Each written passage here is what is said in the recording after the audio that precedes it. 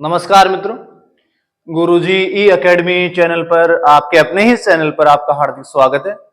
हम यहाँ से हिंदी विषय को लेकर हिंदी संबंधित अपनी सेकंड ग्रेड वरिष्ठ अध्यापक जो आरपीएससी द्वारा जारी है उसके सिलेबस को लेकर आज चर्चा करते हैं और आशा और उम्मीद करते हैं कि आपको इस प्रकार के सेशन की जो मैं लगातार आपके लिए इस प्रकार का लेकर उपस्थित रहूंगा और हिंदी विषय में सभी जो महत्वपूर्ण कंटेंट है सेकंड ग्रेड को लेकर मैं आपके सामने सब चीजें पेश करता हूं।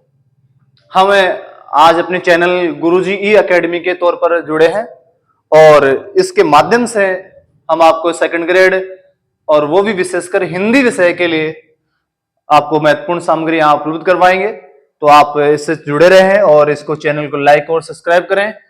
चलते हैं कंटिन्यू। अपना जो ये सिलेबस है आरपीएससी द्वारा जारी जो नया सिलेबस है उसको लेकर हम चर्चा करते हैं। हिंदी साहित्य को लेकर, हिंदी साहित्य के पेपर को लेकर सबसे पहले इंपॉर्टेंट बात है कि वरिष्ठ अध्यापक पद के लिए उपयोगी क्या क्या चीजें हैं। तो ये जो सेकंड पेपर रहेगा अपना वो 300 अंकों का एक पेपर रहेगा। 300 अंकों के पेपर में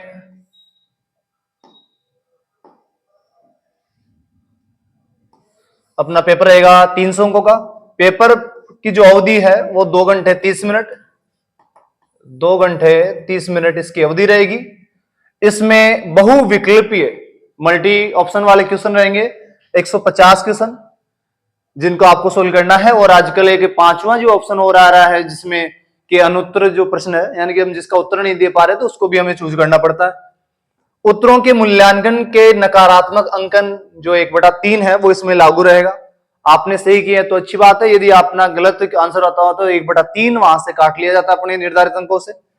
और पेपर में जो निम्नलिखित विषय अपने रहेंगे इसमें ऐड किए गए हैं वो है अपने विषय के संबंधित माध्यमिक और उच्च माध्यमिक स्तर का ज्ञान, अपने प्रासंगिक विषय यानी कि अपने विषय के बारे में जो भी अलग अलग अपने विषय से करते हैं। तो हम यहाँ हिंदी की बात करें तो हिंदी संबंधित अपने को ज्ञान होना चाहिए। फिर उसी विषय का आपको स्नातक स्तर का ज्ञान होना चाहिए। अपने यहाँ खंड दूसरा जो खंड आएगा उस दूसरे खंड में काव्य शास्त्र आएगा। उसके अलावा अपने आदिकाल, भक्तिकाल, रीतिकाल, आधुनिक काल, इन कालों से संबंधित जो पार्ट आएंगे वो हैं। फिर अपने कुछ रचनाएं आएंगी तो वो ज्ञान भी अपने को होना चाहिए। और तीसरा जो इसका महत्वपूर्ण टॉपिक है कि इस विषय को आपको जो पढ़ाते हैं उसका बच्चे के प्रति मनोवैज्ञानिक दृष्टिकोण कैसा है और उसको पढ़ाने की जो विधियां हैं उनका भी यहां पर उल्लेख किया गया है। तो ये जो आपके लिए इंपॉर्टेंट है कि हम किसी भी तैयारी के लिए तैयारी करते हैं किसी भी परीक्षा के लिए तो वहां पर हमें इन चीजों को क्लियर रखना है। नकारात्मक अंकन है 150 क्वेश्चन आएंगे, उसमें एक क्वेश्चन 2 नंबर का रहेगा, 300 अंकों का अपना रहेगा, 2.5 घंटे का इसमें टाइम रहेगा और नेगेटिव मार्किंग रहेगी। अपने को विषय का जो ज्ञान है वो अपने माध्यमिक उच्च माध्यमिक स्तर का ज्ञान होना चाहिए। और उसके बाद में अपने को स्नातक स्तर संबंधित यहाँ कुछ रचनाएं विशेष अपने को दी गई हैं उनका भी अपने को ज्ञान होना चाहिए। और उस विषय से संबंधित शिक्षण विधियों का जो हम आगे बात करेंगे जिनके लेकर आज हम बात करते हैं कि इस प्रकार से जब वरिष्ठ अध्यापक की जो एग्जाम है अपने सेकंड ग्रेड की उस एग्जाम में क्या क्या चीजें हैं, कहां से क्वेश्चन आने की संभावना रहती है, इसको अलग अलग पार्टों में हमने बांटा है। सबसे इंपॉर्टेंट चीज अपने सभी भी हिंदी जो विषय है उस हिंदी विषय की एक तो व्याकरण है जिसको हम शब्दानुशासन कह सकते हैं, जिसके द्वारा किसी भाषा को शुद्ध बोलने उच्चारित करने संबंधित सारे जो नियम है वो व्याकरण है। यहां से लगभग 25 के समथिंग अपने क्वेश्चन रहेंगे। अगला है अपना काव्य शास्त्र। काव्य शास्त्र में अपने अलंकार हैं, अलंकारों के अलावा छंद है, फिर उसके अलावा रस है, काव्य गुण है, काव्य की रीतियां हैं, काव्य दोष है। इनसे संबंधित अपना काव्य शास्त्र का जो महत्वपूर्ण टॉपिक है यहां से अपने क्वेश्चन आएंगे। हिंदी साहित्य का इतिहास जो हम आगे पढ़ेंगे उसको साहित्य के इतिहास को कि कहां से तो इसका प्रारंभ माना जाता है, कितने अलग अलग भागों में इसको बांटा जाएगा। तो हिंदी साहित्य का जो इतिहास है उसको हम 4 भागों में बांटते हैं, आदिकाल, भक्ति काल, रीति काल और आधुनिक काल।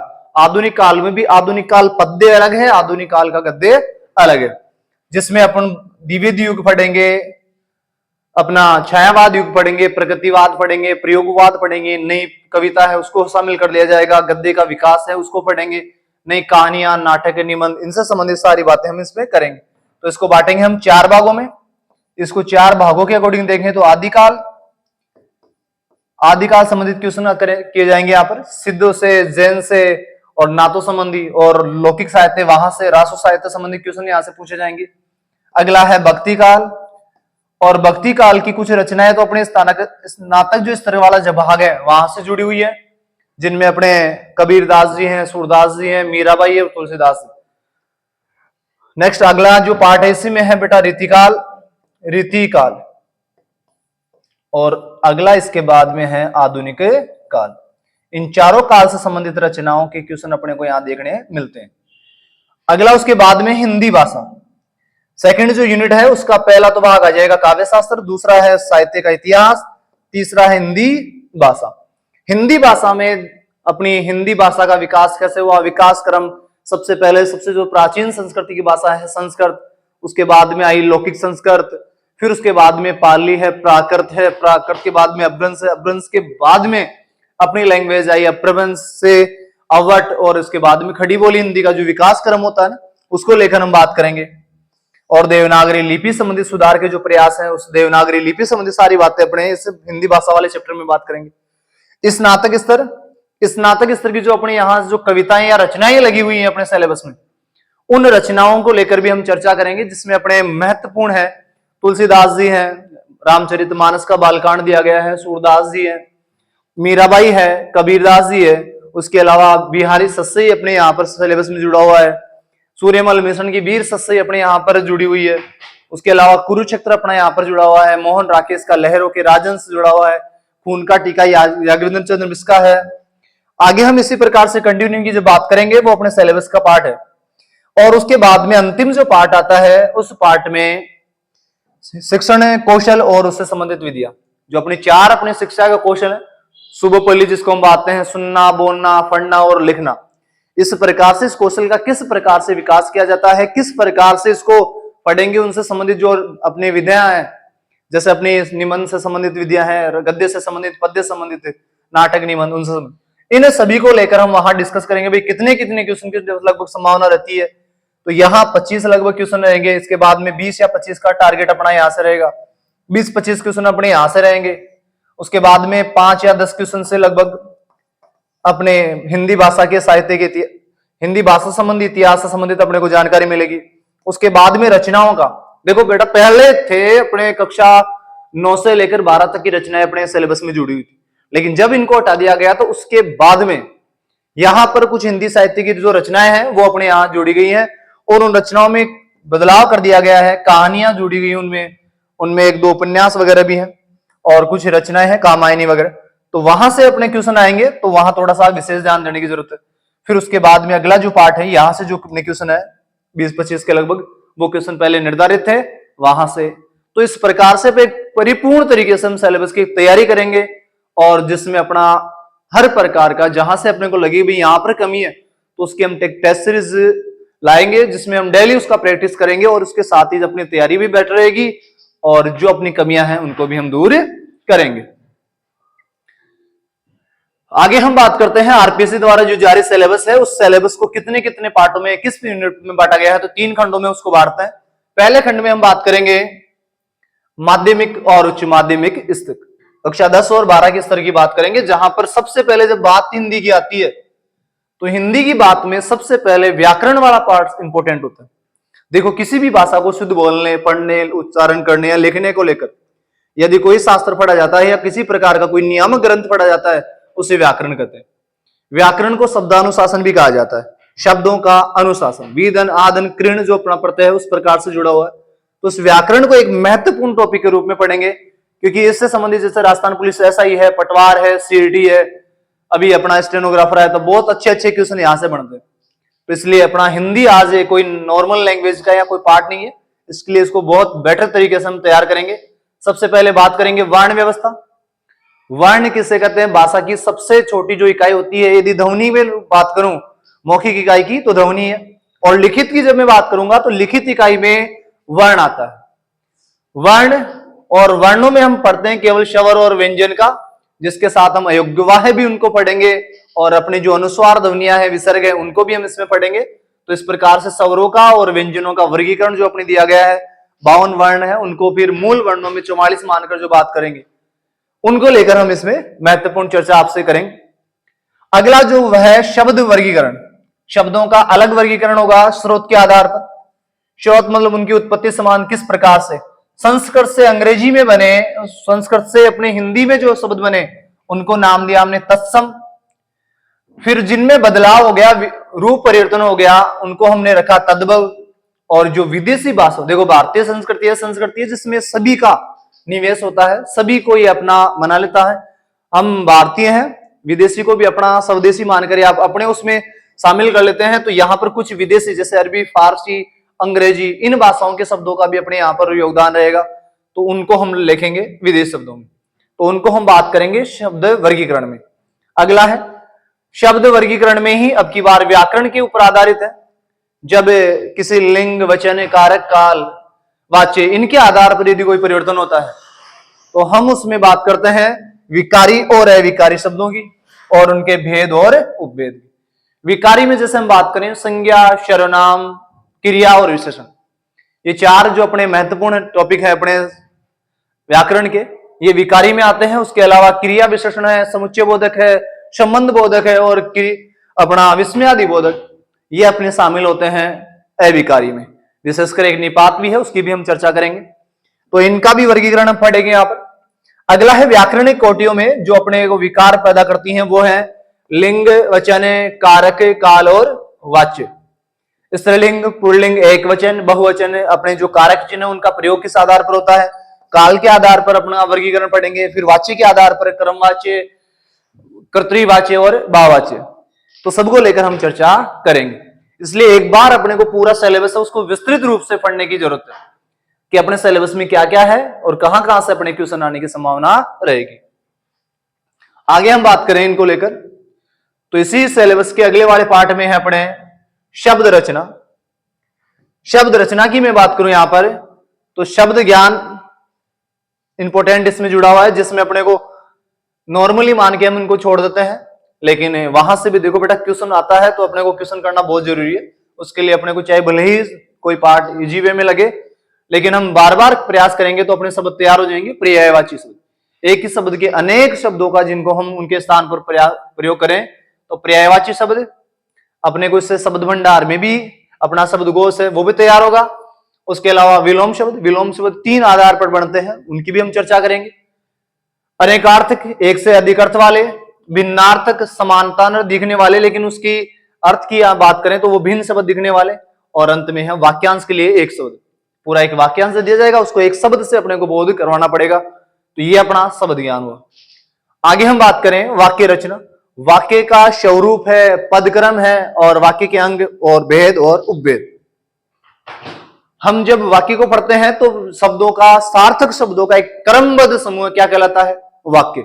वाक्य के 2 अंग होते हैं, उद्देश्य और विधेय, उनको लेकर हम चर्चा करेंगे।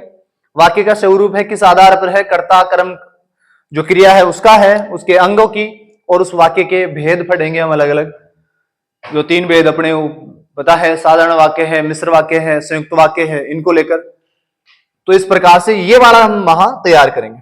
आगे हम बात करें इसी में, तो अगली जो यूनिट है, इसी एक पहला यूनिट का व्याकरण वाला संबंधित टॉपिक, जो अपने महत्वपूर्ण टॉपिक के रूप में मान लिया जाता है और है भी, क्योंकि ये अपना लगभग एक छोटी सी गलती के कारण गलत हो जाए तो वो है बेटा शब्द शुद्धिकरण।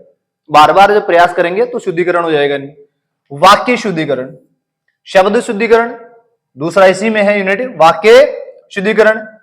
फिर अपने हिंदी में विराम चिन्हों का प्रयोग, अपने जो 5 विराम चिन्ह का मतलब होता है ठहरना, लेकिन मुख्यतः 5 ही होते हैं जिनको तो हम विराम चिन्ह कहते हैं। बाकी विराम के अलावा विरामेतर चिन्ह भी आते हैं, जो 10, 12, 15 जो भी अपने हैं, उनकी हम चर्चा यहां पर करेंगे। अगला है मुहावरे और लोकोक्तियां, जो अपने रूढ़ हो चुके हैं, उनकी भी हम बात यहां पर करते हैं। अपठित गद्यांश और एक पद्यांश, उनसे संबंधित जो 4-5 क्वेश्चन अपने रहेंगे इंपोर्टेंटली, जो व्याकरण को लेकर चर्चा में करते हैं, तो वो सारी बातें हम यहां पर करते हैं। इस प्रकार से अपनी पहली जो यूनिट है अपना, जिसमें केवल व्याकरण वाला जो पार्ट है वो कंप्लीट हुआ है अभी तक। अगली जो बात करें हम खंड भाग 2 या खंड दूसरे की, इस में अपने को जो विशेषकर मिलेगा सिलेबस वो है बेटा स्नातक स्तर का। कौन से स्तर का? स्नातक स्तर का। स्नातक स्तर में अपन सबसे पहले काव्य शास्त्र संबंधी बात करेंगे, तो उसमें अपनी शब्द शक्तियां हैं उनकी बात की जाएगी, उनके उदाहरण अपने सामने आएंगे। अपनी 3 शब्द शक्तियां, जब कोई साधारण अर्थबोध अपने को प्रस्तुत किया जाए, शब्दकोशी अर्थ मिले या लोक प्रचलित अर्थ, तो अभिधा होती है। लक्षणों के आधार पर कोई अर्थ ग्रहण किया जाए, कोई प्रयोजन विशेष या कोई रूढ़ पद्धति के आधार पर हो, तो वो हो जाएगी लक्षणा शब्द शक्ति। और यदि किसी व्यंग्य आधारित या व्यंजना पर कोई भाव आधारित हो, जहां ना तो साधारण अर्थ का बोध हो ना लक्षणों के आधार पर, तो वहां हम व्यंजना की बात करेंगे। व्यंजना के प्रकार पढ़ेंगे, आर्थी, शाब्दी, तो इनको लेकर हम बात करेंगे। काव्य की रीतियां, जो अपनी रीति है, 3 प्रमुख रीतियों का यहाँ उल्लेख किया गया है। उसके बाद में है काव्य गुण, काव्य के प्रमुख 3 गुणों का ही उल्लेख यहाँ पर किया गया है। रीति संबंधी बात करेंगे तो आचार्य वामन संबंधी हम यहाँ पर बात कर लेंगे। काव्य दोष, अब काव्य में प्रमुख जो दोष पाए जाते हैं उन दोषों में भी यहां पर अपने को फिक्स दे रखा भी ये दोष अपने को पढ़ने हैं।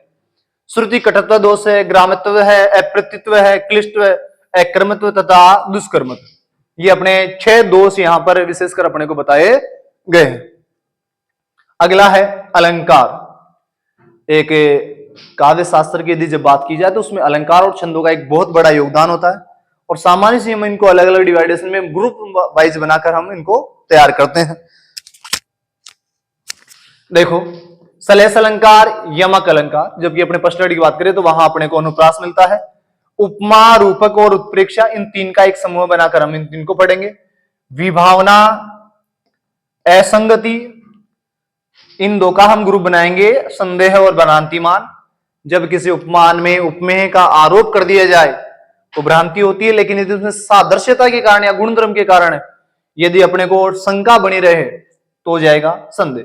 सारी विच नारी है, नारी विच सारी है, सारी की ही नारी है या नारी की ही शारी है। ओस बिंदु चुग रही है हंसनी मोती, उनको जाने, यदि उनको भ्रम हो जाए, मान लिया जाए, तो भ्रांतिमान अलंकार है। जबकि संदेह बना रहे तो वहां पर हो जाएगा अपना संदेह अलंकार।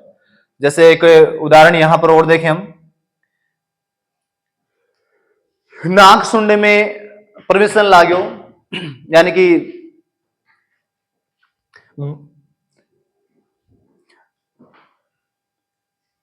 नाक सुंड में प्रवेशन लाग्यो गाल बिल विचार, और उसको नाक ने यानी कि अपने हाथी ने उठा लियो तत्काल, कालिक समझकर उठा लियो तत्काल। यानी कि इस प्रकार से हम जब बात करेंगे इसको कि गन्ने को सरप में गन्ने का बोध हो रहा है हाथी को सादृश्यता कारण, और हाथी के सूंड में व्याल को सर्प को बोध हो रहा है बिल का, इस प्रकार का जो अपने को भ्रांति अपने को संदेह होगा और जो भ्रांति होगी हाथी को, तो एक ही में दोनों चीजें अपने को यहां पर मिलेंगी। उसके बाद में विरोधाभास, वास्तविक विरोध का तो यहां पर कोई प्रारूप नहीं होता, लेकिन अपने काव्य में वहां देखने पर विरोध की अनुभूति होती है, विरोधाभास अलंकार हो जाएगा। फिर मानवीयकरण, प्रकृति में कोई मानवीय है उनका। अगला है पॉइंट अपना छंद।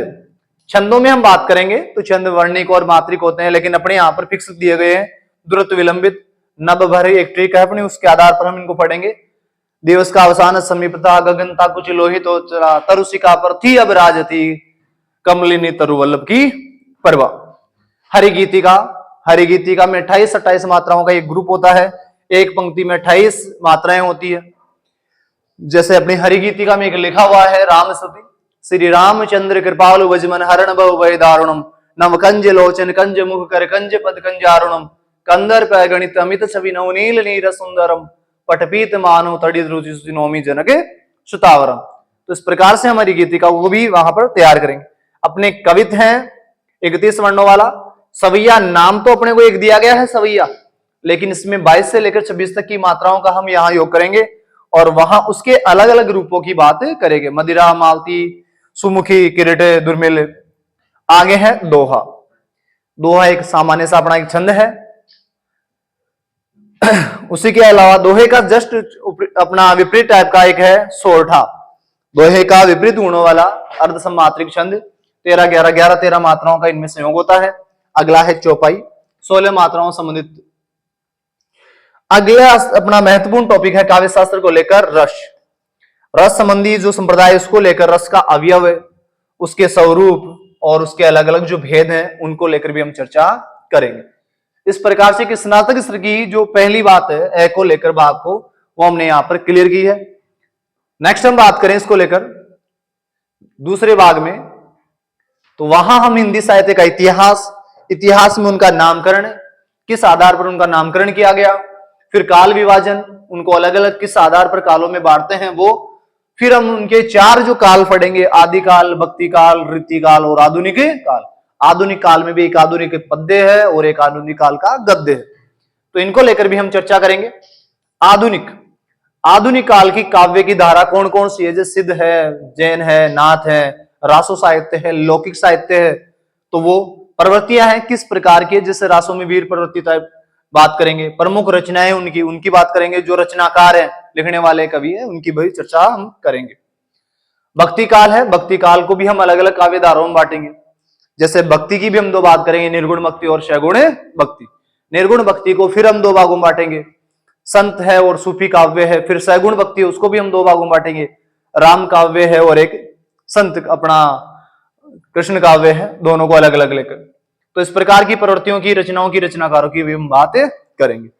जैसे सबसे प्रतिनिधि कवि हैं, यहां पर हम कबीर की बात करेंगे, सूफियों में जायसी की बात करेंगे, अपने राम भक्ति काव्यधारा में हम तुलसीदास की बात करेंगे, तो कृष्ण भक्ति काव्यधारा में हम बात करेंगे सूरदास जी की। तो इनकी महत्वपूर्ण जो रचना है उनसे संबंधित उनकी प्रवृत्तियां हैं, उनको लेकर हम चर्चा करते हैं। अगला काल है अपना रीति काल। देखो भक्ति काल में, एक भक्ति काल के बाद में अपने यहाँ पर राजा महाराजाओं के आश्रय में रहकर बहुत सारी रचनाएं की गई, उनको हमने एक परिपाटी के रूप में देखा, जिन्होंने मतलब आचार्य बनने की एक परंपरा विशेष रहती है। लोग कवि का जो कर्तृत्व है उसको एक महत्वपूर्ण राजाओं के मनोभावों के अनुसार या उनके प्रसन्नता के अनुसार उनको रचनाएं लिखकर पेश किया करते थे, तो उनको हम 3 भागों में बांटते हैं। रीति काल को हम 3 भागों में बांटेंगे। रीति मुक्त जो उस काव्यधारा से दूर रहे, रीति सिद्ध जिन्होंने रीति को सिद्ध, और रीति बंद जो अपने संस्कृत की जो रीति है उसमें बंधे रहे, परिपाटी में जो बंधे रहे, तो उनको लेकर हम बात करेंगे। रीतिबद्ध, रीति मुक्त और रीति सिद्ध। अगला है आधुनिक काल। आधुनिक काल में पहला है पद्य का विकास, कविताओं का विकास वगैरह। फिर उसको हम अलग अलग भागों में जब हम आदिकाल को बांटेंगे, भारतेंदु युग है, द्विवेद युग है, छायावाद है, प्रगतिवाद और नई कविता। इसी के साथ फिर अपना आधुनिक काल का गद्य का ही विकास आ जाएगा। गद्य का विकास किस आधार पर हुआ, कहानी, उपन्यास, नाटक, निबंध और संस्मरण, इनको लेकर मुख्य मुख्य किस किस के द्वारा क्या क्या लिखा हुआ है उन रचनाओं को लेकर हम चर्चा करेंगे। ये अपना स्नातक स्तर की जो अपने महत्वपूर्ण जो अपने साहित्य में लगी हुई है उन रचनाओं को लेकर भी यहां पर हम चर्चा करेंगे। अगला है अपना भाग 6 दूसरी यूनिट का, जो अपने सिलेबस का ही हिंदी भाषा को लेकर हिस्सा बना हुआ है कि हिंदी भाषा का उद्भव कैसे हुआ, इसका विकास क्रम क्या क्या है, जिसमें पाली, प्राकृत, अपभ्रंश वो है।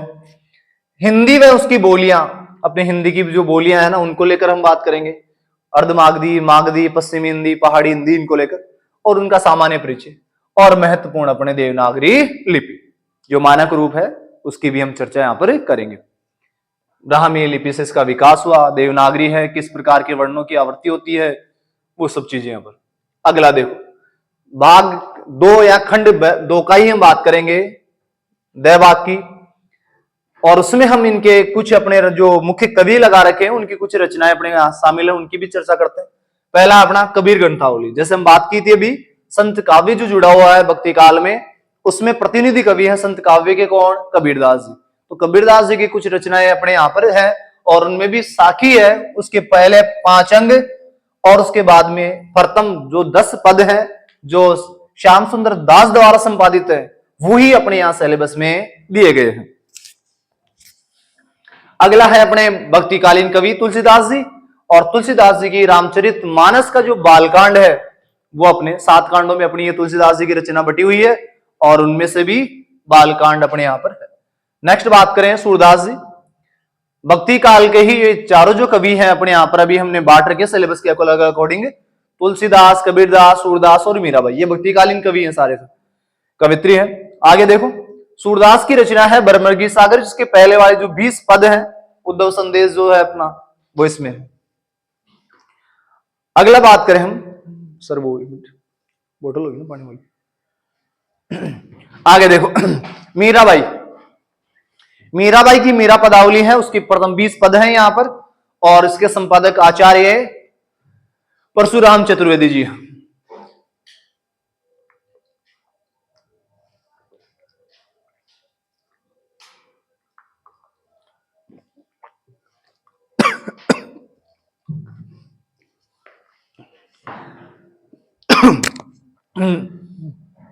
ये चारों भक्तिकालीन कवि अपने यहां पर जुड़े हुए। आगे जो रचनाएं अपनी जुड़ी हुई हैं इसमें, उनको भी देखें एक बार।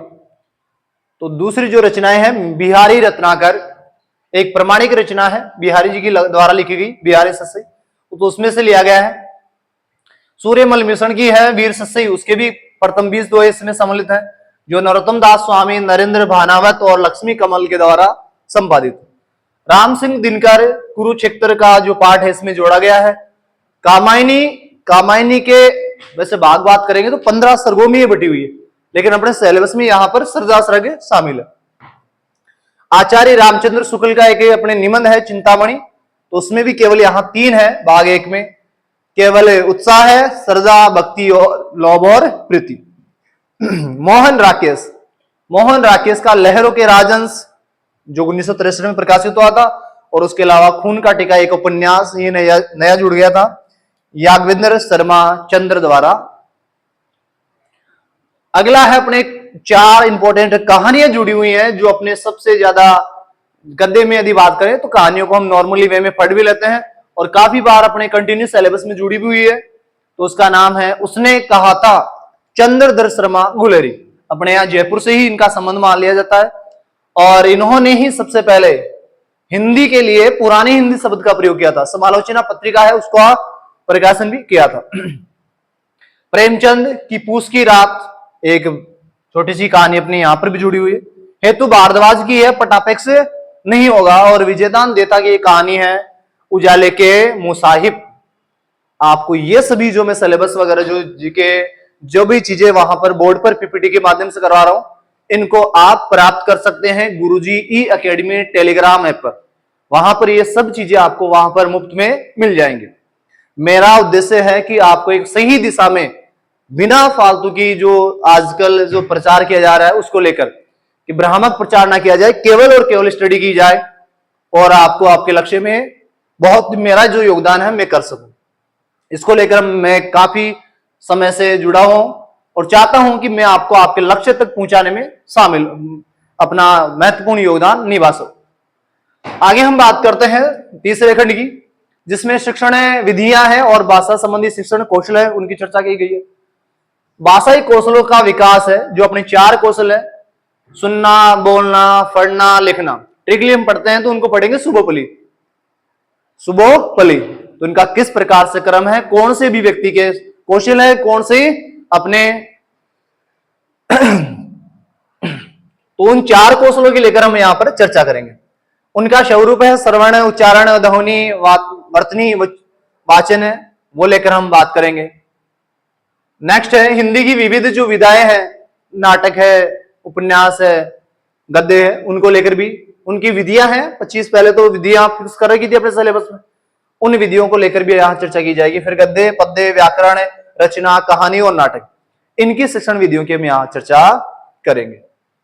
दूसरे ही इसी भाग में है, अभी नया जोड़ा है जो आपके बात करें तो एक रीट में और सेकंड ग्रेड में ये लगभग कॉमन चैप्टर है, निदानात्मक परीक्षण और उपचारात्मक परीक्षण। ये अपने सेकंड ग्रेड के साथ साथ रीट में भी एक महत्वपूर्ण पार्ट जुड़ा हुआ है। और बात करें तो रीट को अभी वर्तमान में थर्ड ग्रेड की मैं बात करूं तो वहां पर भी हिंदी के सिलेबस में बहुत अच्छी तरह से ये पार्ट जुड़ा हुआ है। इसलिए अपने को ये नहीं कि अपने को दोनों तैयारी अपने एक ही साथ तैयारी में हो रही है। भाषा शिक्षण में सहायक सामग्री है, उसका प्रयोग किस आधार पर कैसे कैसे करना है, उन संबंधित क्वेश्चन है। भाषा शिक्षण में मूल्यांकन, सतत एवं समग्र मूल्यांकन है, और पाठों उपरांत मूल्यांकन, ये चर्चा अपने यहां पर की गई है। तो ये वाला जो अपना महत्वपूर्ण है जो बाद में जोड़ा गया, ये अपना पूरा का पूरा थर्ड ग्रेड या अपने रीढ़ से जुड़ा हुआ पार्ट है। अब देखो हमने जब यहां तक बात ही कर ली, इस मुकाम को चालू ही कर लिया अपने के सामने, और चाहता हूं कि ये कंटिन्यू अपना बना रहे और हम आपसे कंटिन्यू जुड़े भी रहे इस माध्यम से। तो उसको लेकर हम कर रहे, कुछ करना है तो डटकर चल, कुछ करना है तो अपना स्थायित्व बनाओ और डटकर चल, थोड़ा दुनिया से हटकर चल, थोड़ा दुनिया से हटकर चल। लीग पर तो सभी चल लेते हैं, कभी इतिहास को पलटकर चल। लीग पर तो सभी चल लेंगे, लेकिन थोड़ा इतिहास पलटकर चल। बिना काम के मुकाम कैसा, बिना मेहनत के दाम कैसा, जब तक ना हासिल हो मंजिल तो रह में आराम कैसा। जब तक अपने को अपनी मंजिल प्राप्त नहीं हो जाती तो अपने को रास्ते में, राह में किस प्रकार आम। और अर्जुन सा निशाना साध, अपने को फिर प्रोत्साहित किया गया है, अर्जुन सा निशाना साध, मन में ना कोई बहाना रख, मन में ना कोई बहाना रख, और अपने लक्ष्य पर डटकर चल। और अपने को यदि कुछ करना है तो डटकर चल और दुनिया से अपने को हटकर चलना। तो आप इसी प्रकार से अपने इस चैनल से जुड़े रहें। ये चैनल का जो मुख्य उद्देश्य है वो आपको आपकी मंजिल तक पहुंचाने की राह में जो अपना प्रयास है उसको लेकर किया जा रहा है। चाहता हूं इस प्रकार का ये सेशन आपको बहुत पसंद आया होगा, और कुल मिला के बात यह है कि आपके इस मंजिल के रास्ते में ये महत्वपूर्ण एक प्रयास रहा है मेरा, उसी को लेकर हम बात करेंगे आगे भी। आज हमने एक सामान्य से वरिष्ठ अध्यापक सेकंड ग्रेड हिंदी को लेकर चर्चा की। हिंदी सिलेबस में क्या क्या पार्ट हैं, कहां कहां से जुड़े हुए हैं, उनको लेकर हम जुड़े, और आगे भी हम इसी प्रकार की प्रोसेस को कंटिन्यू करेंगे। उम्मीद करता हूं आप इस चैनल को लाइक करेंगे, सब्सक्राइब करेंगे, और आगे भी अपने जो तैयारी करने वाले मित्र हैं उनके साथ शेयर करेंगे। ठीक है, धन्यवाद।